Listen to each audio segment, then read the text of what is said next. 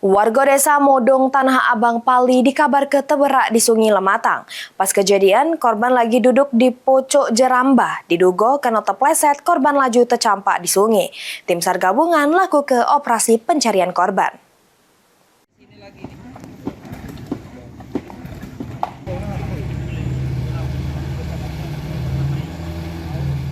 Sesudah mendapatkan informasi, tim SAR gabungan lakukan operasi pencarian terhadap Teddy 43 tahun.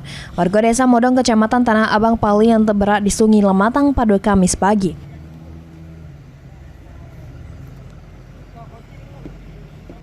Pas itu korban lagi duduk di pojok jerambah. Korban yang terselek tercampak ke sungai sehingga terseret arus sungai yang deras. Di hari kedua operasi, korban belum juga ditemukan.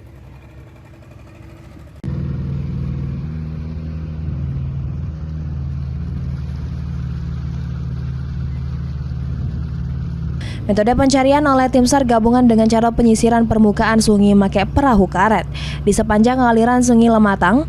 Operasi pencarian oleh tim SAR gabungan bakal terus dilakukan sampai 7 hari ke depan. Tim Liputan PAL TV.